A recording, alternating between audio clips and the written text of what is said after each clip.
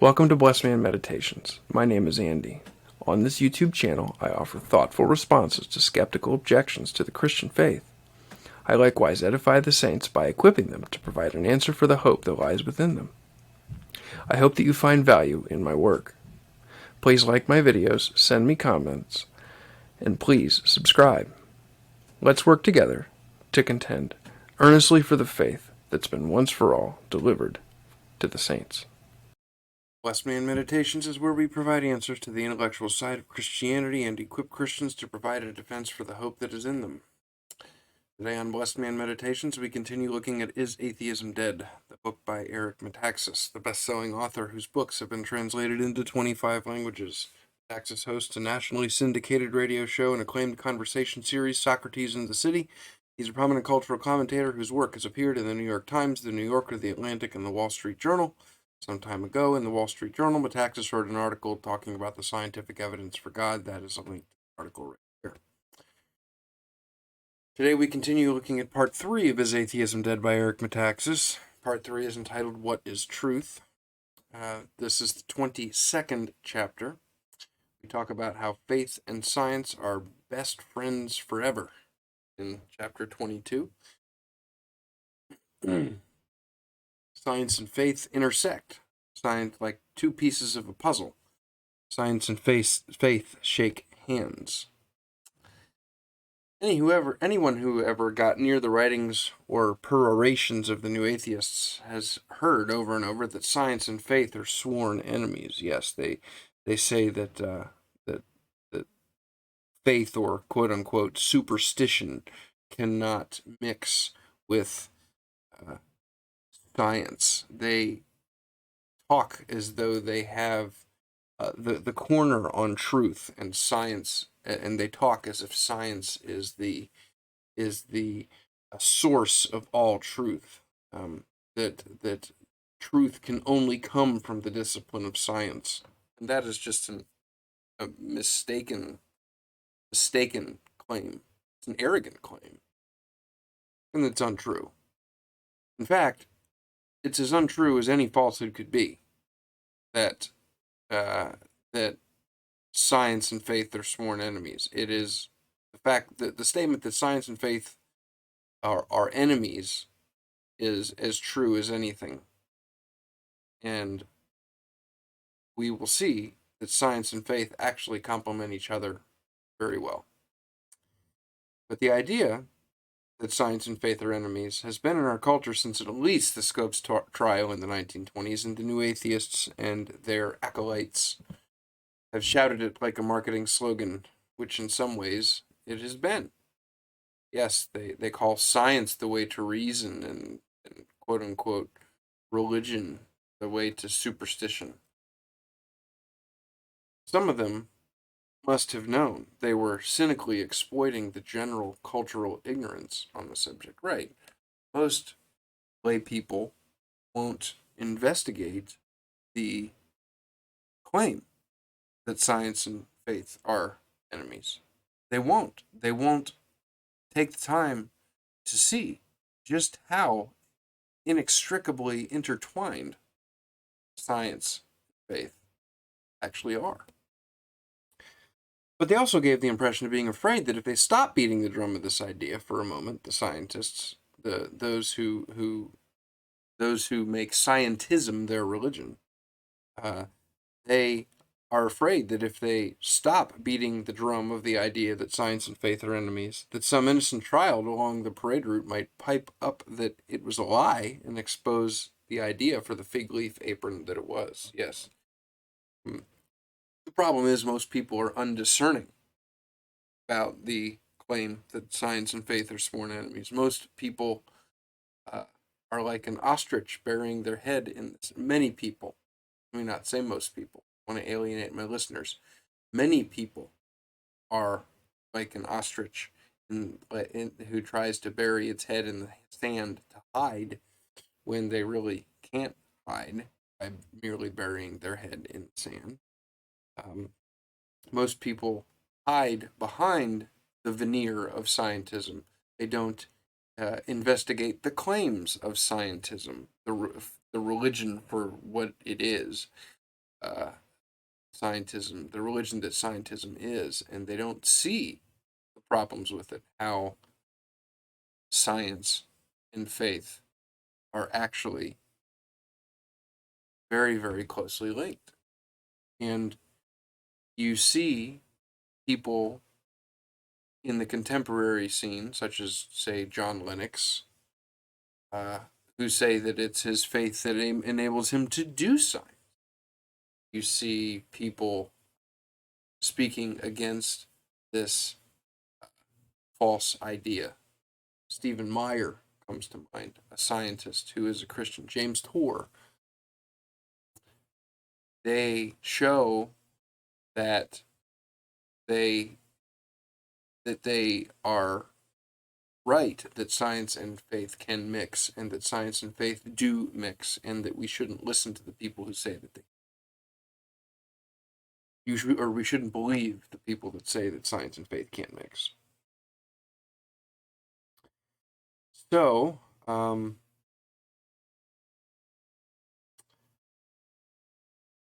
people have continued to perpetuate the lie that science and faith can't mix.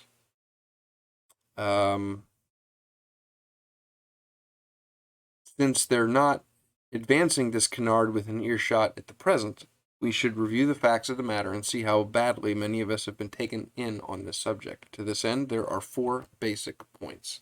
First basic point is the false idea that faith and science are incompatible stems from a fundamental misunderstanding of both faith and science, both of which need to be properly defined and understood. The second is that the well-known story of Copernicus and Galileo as scientists at war with the Church is false. The third is that many of the greatest scientists in history were deeply committed to the Christian faith, and not only saw their faith as compatible with science, but as inextricably intertwined with it. And fourth, and surely the most distressing to materialist atheists, is the almost unknown fact that science as we know it today arose precisely because of the Christian faith, not in spite of it. To those of us who were raised on the mother's milk of this misunderstanding, this will be difficult to believe, that science as we know it arose from the Christian faith. But it is nonetheless perfectly true and must be understood. A corollary to this fourth point is the idea that it is actually atheism and not faith that is inherently incompatible with science. So let's look at some misunderstandings about faith and science. To understand why faith and science are not at all incompatible, we must clarify what faith is and what science is. For example, many people mistakenly believe that faith means believing in things that are not actually true. Many people mistakenly believe that faith means believing in things that are not actually true. They seem to think that faith exists on another plane from all else, and that we can believe things by faith that are not rational.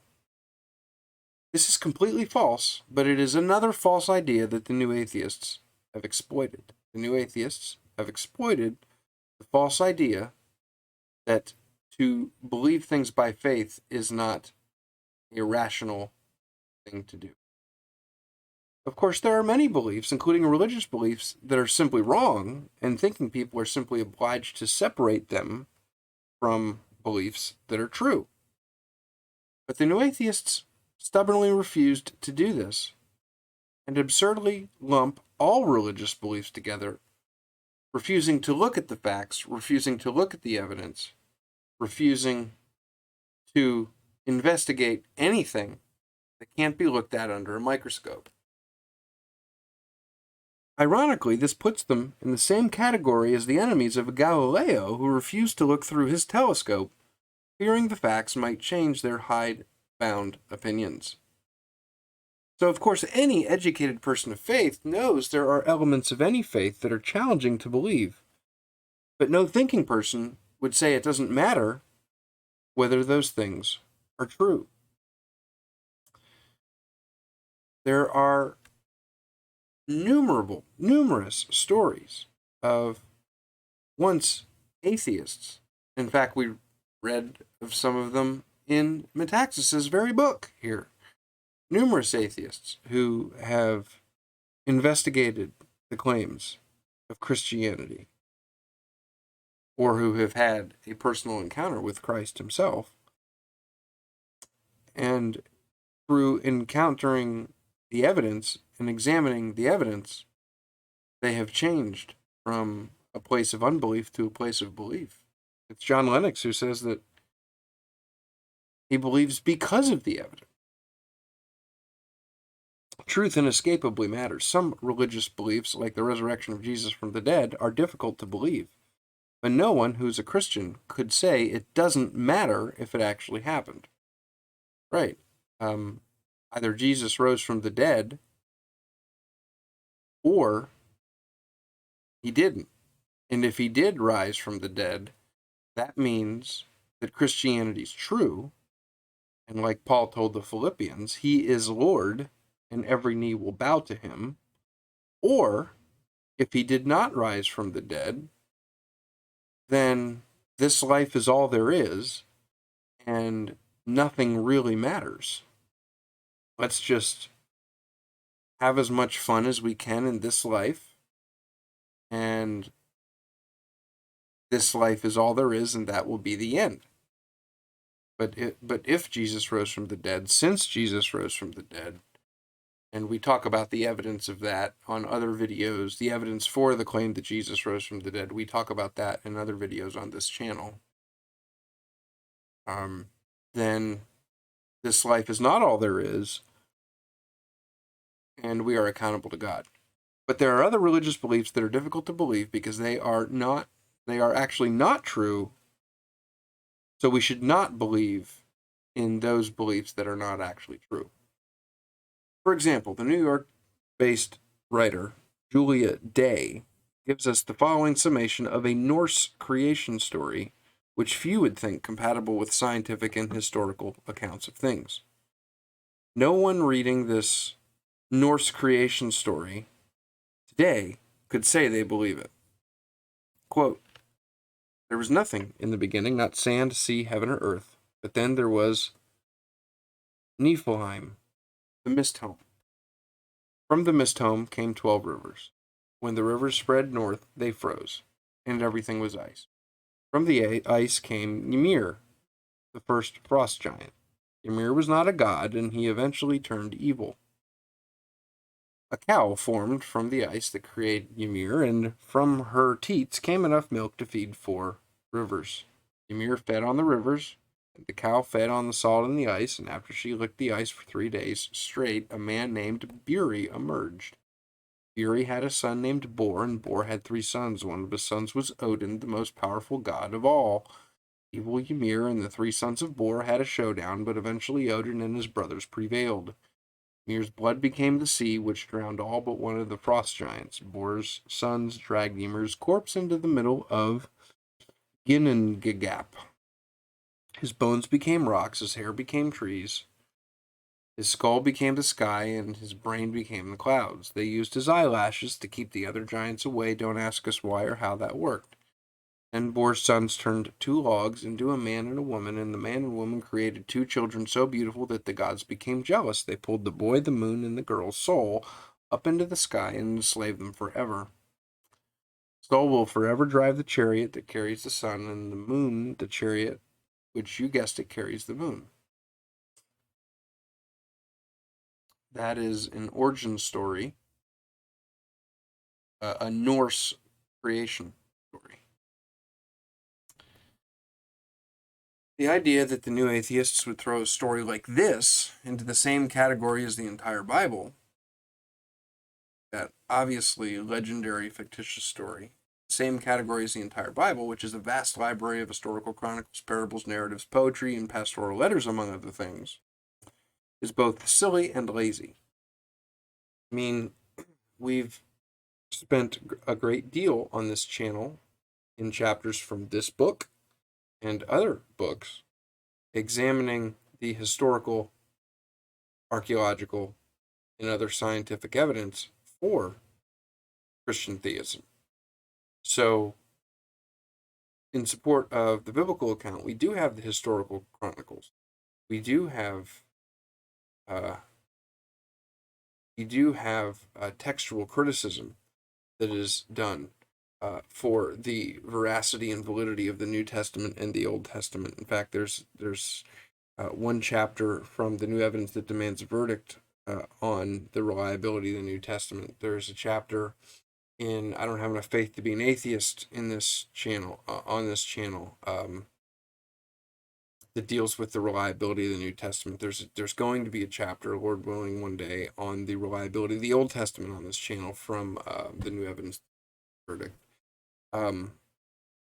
There's a lot of historical evidence to back up the claim that the Bible is the Word of God. So you can't lump the story of the Bible in with stories like the one that we just read here in this very video. It's apples and oranges. It's not the same thing. It's silly and lazy to try to call it the same thing. If atheists are going to cast stones at religion, they should specify which religion and say which aspects of that particular religion are at issue. If that is too difficult for the new atheists to do, we may save ourselves the trouble of taking them seriously. There's got to be substance to what they're actually saying. Just because they say it loud and sound like they say it with authority doesn't make them right. Faith should never mean believing in things that are not actually true.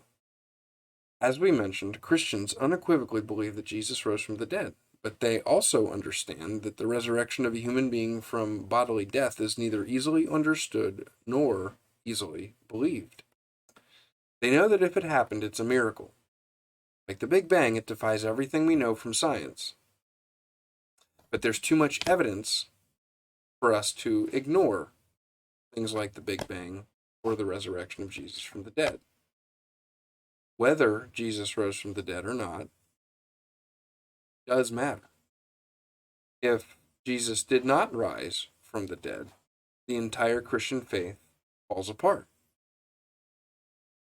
Christians cannot simply wave away the issue or fudge it by saying yes, but it only happened in the spiritual realm, or that it happened metaphorically, or that Jesus rose in the hearts of his disciples. Any serious Christian knows that facts matter, and the fact of the resurrection matters most of all. In fact, the Apostle Paul told, I believe it was the Corinthians, that if Jesus did not rise from the dead, our faith is in vain. We are the most pitiable people. So whatever miracles we say happen must actually have happened, or we must reject both the miracles and the faith that insists upon those miracles. If someone said their faith teaches that a giant frog is holding up the earth, we cannot say, that's fine for you to believe that that's your faith. It's not okay to believe things that are false. We must understand that anything that is not true for anyone is not truth at all. Frank Turek will talk about the nature of truth, and he will make the point and say that he will differentiate between relative truth and absolute truth, and if it's true for me, it better be true for you. Otherwise, it's not truth. Some things might be difficult to believe, but are still true. The idea that the universe began in an explosion nearly 14 billion years ago is one of them. It's the idea that the universe began in an explosion nearly 14 billion years ago is difficult to believe, but is true. Science tells us that. Other things might be difficult to believe and are completely false, like the idea that the moon is made of green cheese. Other things that are easy to believe might also be false, like the idea that George Washington wore wooden teeth. The only vital question in every case is whether these things are genuinely true. So faith is not some way of thinking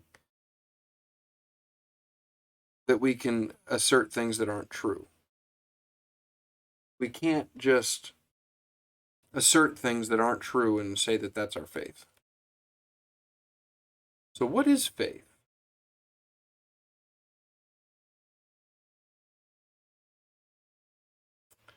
A famous passage in the New Testament from Hebrews chapter 11, verse 1 says, "Now faith is the substance of things hoped for, the evidence of things not seen."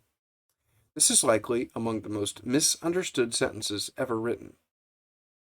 Hebrews 11:1 is one of the most misunderstood sentences ever written because misguided people have used it to justify the erroneous idea that faith is something that may exist apart from evidence or reason. But it is not true that faith exists apart from evidence or reason. Legitimate faith is based upon evidence and reason.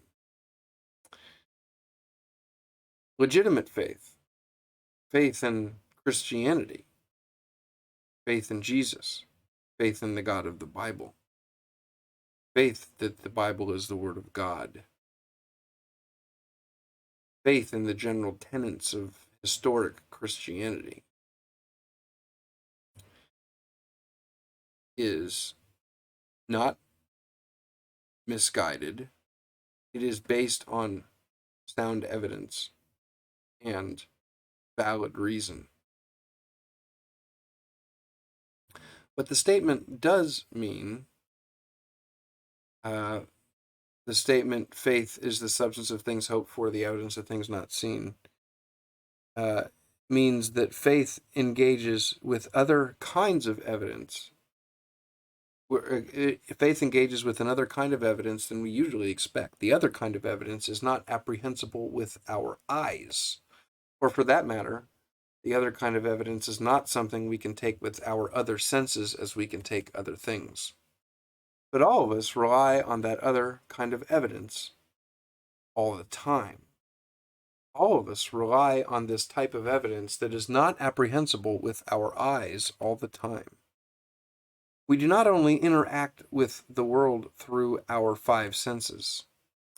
For example, when we think of Homer's Penelope waiting for her husband Odysseus for 20 years, we regard her as a model of faithfulness and as a truly good and praiseworthy person.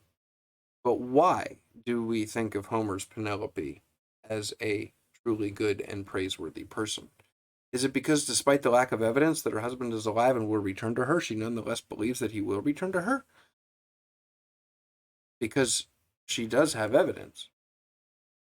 It's just the kind of evidence that's beyond our five senses. Part of the evidence Penelope has is her husband's character before he left for Troy.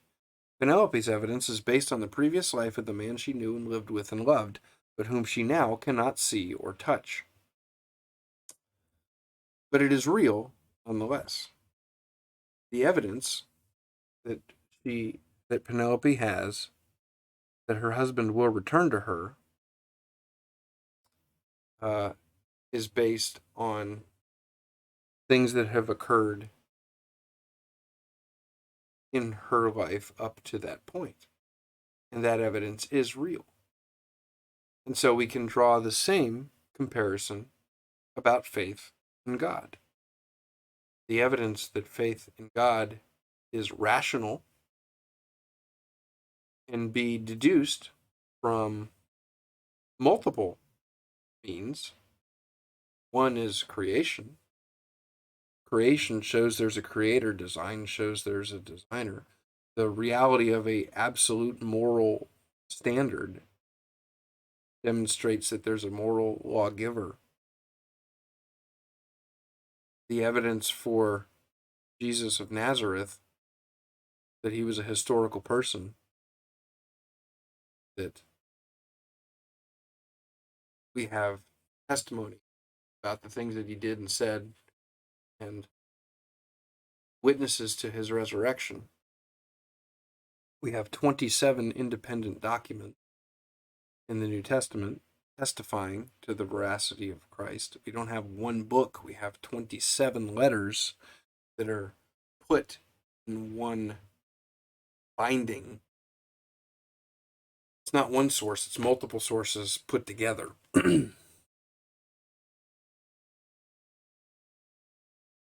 So The evidence that Penelope has that her husband Odysseus will return to her is real. Penelope's memory of Odysseus and her faithfulness to that memory cannot be seen or touched or smelled or tasted or heard, but it is inescapably real. The evidence that Christianity is true cannot always be seen or touched or smelled or tasted or heard, but it is inescapably. We praise Penelope for her belief that Odysseus will return in a way that we wouldn't praise her if she had received word about him. Faith in Odysseus, Penelope's faith in Odysseus requires something more, and that faith we see as worthy of our admiration and praise. But Penelope's faith is based on something real, otherwise, of course, it would be sheer foolishness. Similarly, we read in the Gospels of the disciple Thomas wanting to see the nail prints in Jesus' hands and the wound in Jesus' side. We understand this and sympathize with Thomas. Nonetheless, Jesus says, "Blessed are those who have not seen and yet have believed." Blessed are those who did not actually witness the physically resurrected Jesus and yet have believed. And today, Christians in the 21st century all over the world are those blessed people that Jesus speaks about, who have not seen him and yet believe the gospel. One might get the impression from this that we are not to ask for proof and not to care about evidence, but it's just not simply that's simply not the case. We can care about evidence. The fact is that Jesus is implying Thomas should have known without seeing hard physical evidence, because he already had enough evidence to believe without seeing and without touching. Jesus often expressed his impatience with his disciples and said things like, "How long have I been with you?" In other words, why don't you get this idea yet? How much more do I need to show you? We read multiple times in the New Testament about Jesus being frustrated with his disciples for their lack of belief. So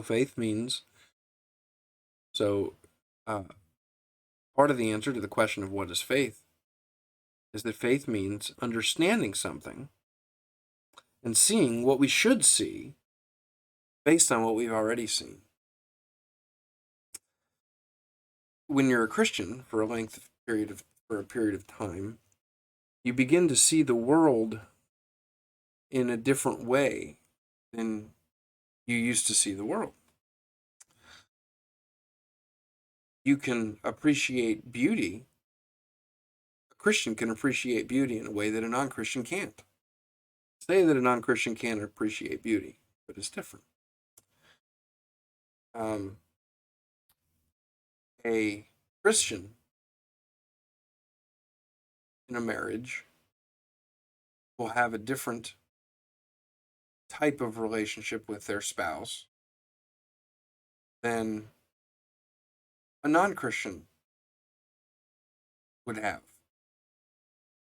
The marriage is just as legitimate, whether it's a Christian or a non-Christian, but the spiritual perception that the Christian possesses allows them to see things from a different dimension.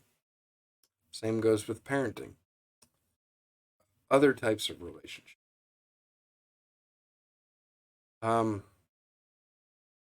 So faith is not based on nothing. It is hard evidence, but of another kind.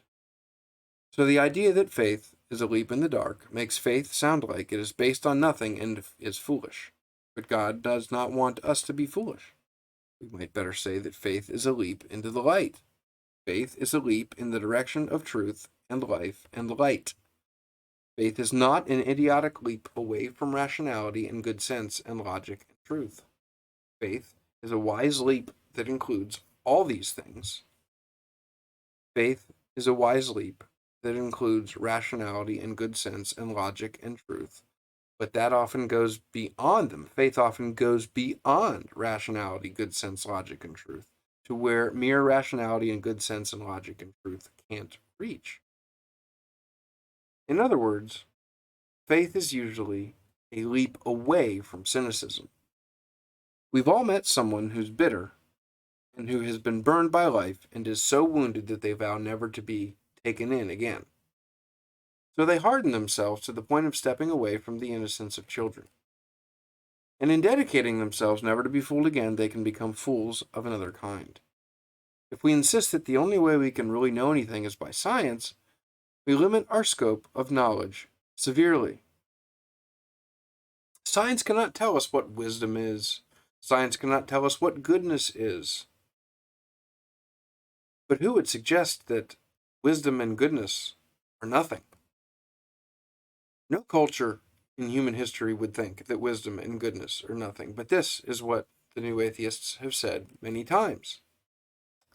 In fact, the Bible itself says that we see clearly how wrong the new atheist assertions are concerning faith and science.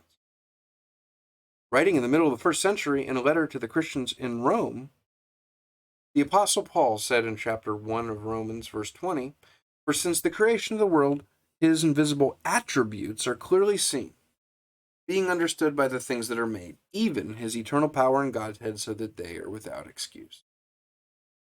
You can see God by his effects.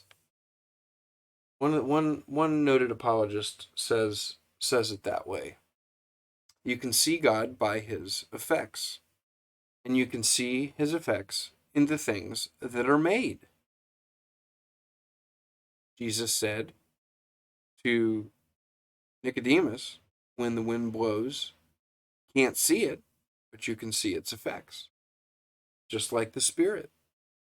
You can't see it, but you can see its effects.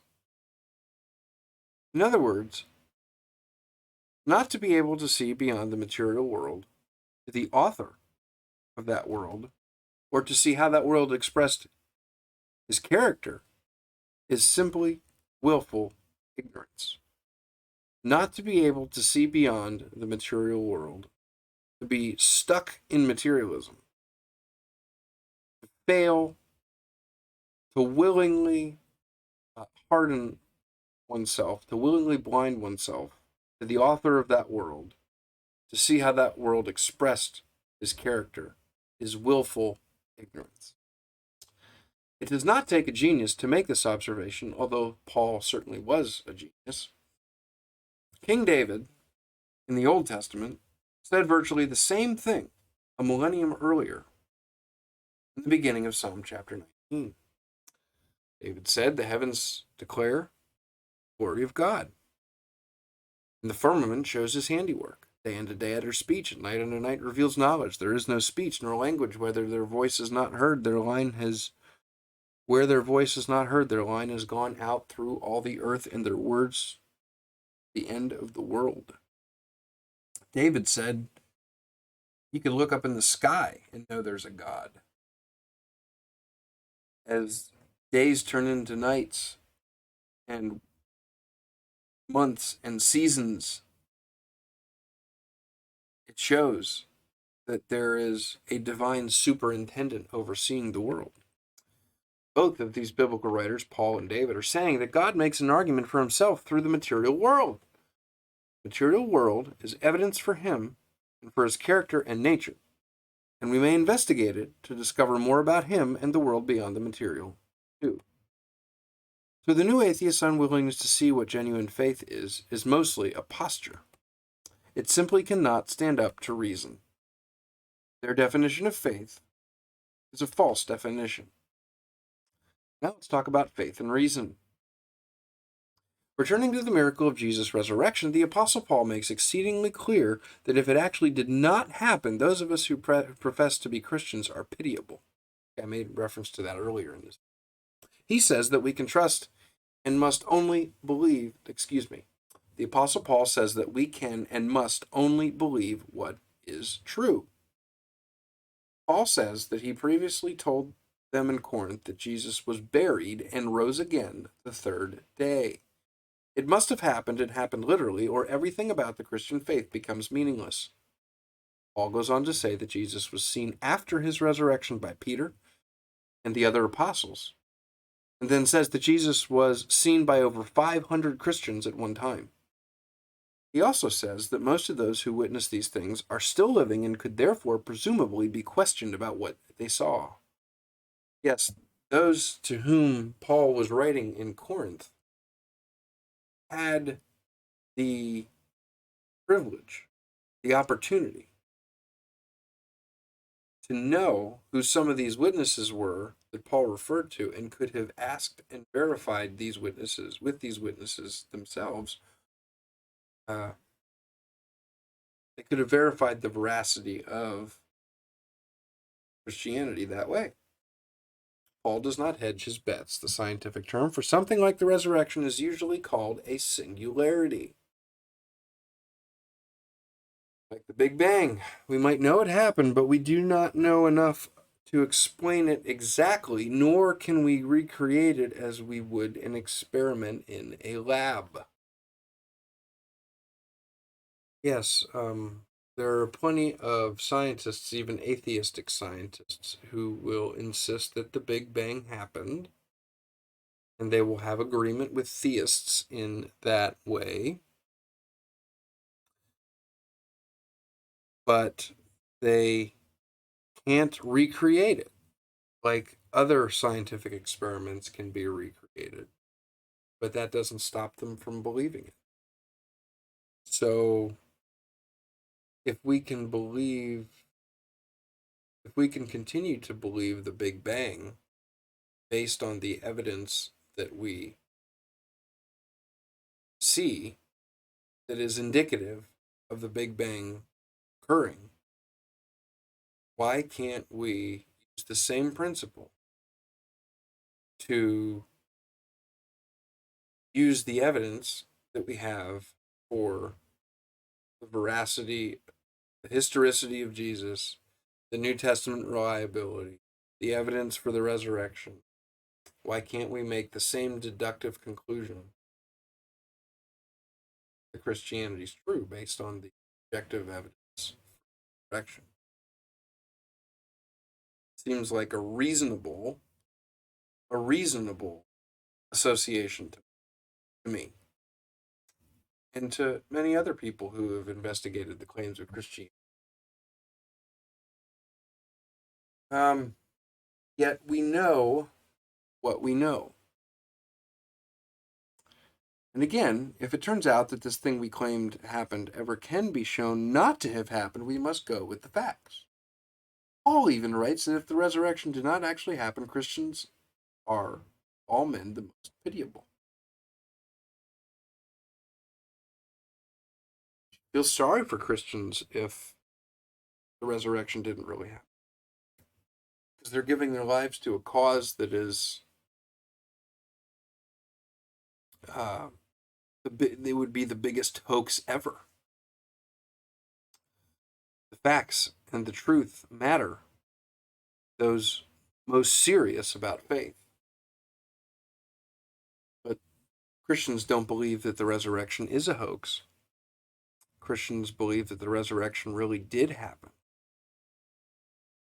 And in addition to the evidence that's discussed on this channel and others like this channel, you also have the evidence of a transformed life, which I believe it was John MacArthur said that the most important piece of evidence for the Christian faith is the transformed life of believers.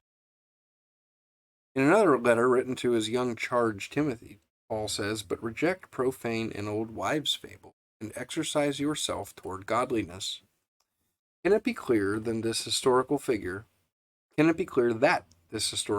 who wrote much of what we today call the New Testament, being that reality and truth and facts mattered, and that any sloppiness was not to be tolerated?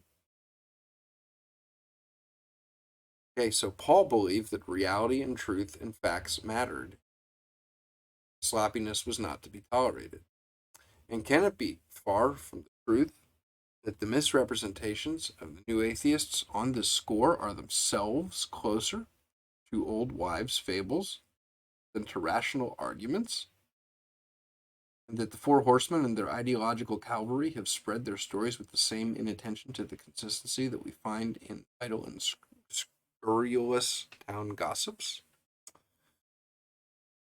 The erroneous claims, the irrational arguments that the atheists bring are like the profane old wives' fables that Paul told Timothy to reject. It is not merely the supremely educated theological intellectual Paul who insisted on accuracy and eyewitness accounts and facts. The humble and entirely uneducated fisherman Peter also understood and wrote of this same idea. It is simply foundational to the Christian faith. In the late 60s of the first century, as Peter faced death for what he believed and taught, Peter wrote, quote, "For we have not followed cunningly devised fables when we made known to you the power and coming of our Lord Jesus Christ, but were eyewitnesses of his majesty."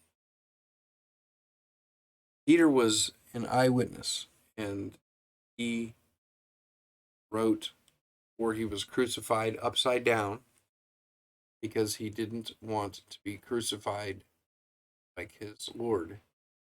Deserve he be crucified like his Lord. He went to his death believing, as Frank Turek and Norm Geisler would say, or Josh McDowell would say, they wouldn't die for a lie. Too many of them saw the risen Christ for it to be hallucination. He's probably referring specifically to the event that took place on the Mount of Transfiguration, where he and James and John saw Jesus transfigured and temporarily restored to his full glory, accompanied by Moses and Elijah. Yes, in this passage in 2 Peter 1:16, Metaxas is saying Peter's probably referring specifically to the Transfiguration. The apostles were quite aware of the seeming madness of what they were saying to those who did not believe, and they went out of their way to make it as clear as possible that they understood that eyewitness accounts mattered, so that even facing death, Peter wished to be supremely accurate in what he was saying he had witnessed. The apostle John, who alone among the 12 apostles was not executed at a young age for maintaining his belief in these things, but who lived to a ripe age, finally being exiled as an old man to the Isle of Patmos, continued to the end of his life to say that what they believed and had been teaching others was not to be taken on faith in the sloppy sense of the term which the new atheists would use, but rather were things that had been encountered with their five senses. Yes, they experienced the resurrected Christ.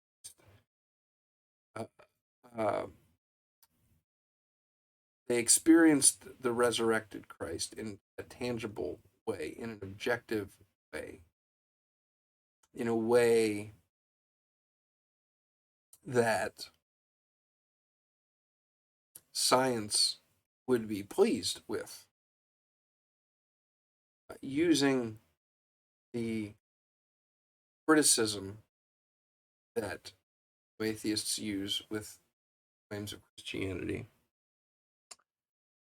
There's much of secular history that the new atheists would have to reject,